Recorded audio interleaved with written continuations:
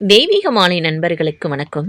இன்று நம்ம தெய்வீக மாலை யூடியூப் சேனல்ல திருச்செந்தூர் அருள்மிகு சுப்பிரமணிய சுவாமி திருக்கோவிலுக்கு செல்லும் வழியில் அமைந்துள்ள தூண்டுகை விநாயகர் கோவில் பற்றி நம்ம இன்னைக்கு பார்க்க போறோம்.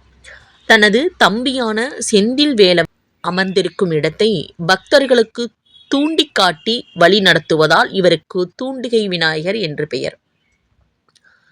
திருச்செந்தூர் வரும் பக்தர்கள் அனைவரும் முதலில் இந்த விநாயகரை வணங்கி தேங்காய் உடைத்து, அதாவது சிதறுகாய் உடைத்து வழிபட்ட பின்னரே முருகன் கோவிலுக்கு செல்வது காலம் காலமாக தொடர்ந்து வரும் மரபு.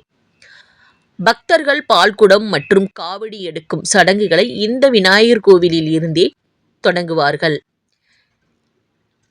இக்கோவிலில் விடலை போடும் இடம் மகா மண்டபம், அர்த்த மண்டபம் மற்றும் கருவறை என 4 பிரிவுகளாக அமைந்துள்ளது. திருச்செந்தூர் கோவில் கட்டும் பணியில் ஈடுபட்ட தொழிலாளர்களுக்கு ஊதியமாக வழங்கும் பணம் இல்லாத போது சித்தர்கள் பன்னீர் இலையில் திருநீற்றை மடித்து கொடுத்தனர்.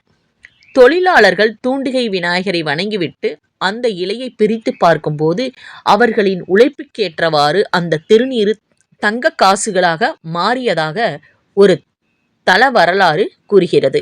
இந்த பதிவு உங்களுக்கு பயனுள்ளதாக இருக்கும்னு நினைக்கிறேங்க. இந்த பதிவு உங்களுக்கு பயனுள்ளதாக இருந்தால் உங்கள் நண்பர்கள் மற்றும் உறவினர்களுடன் பகிருங்கள். நன்றி.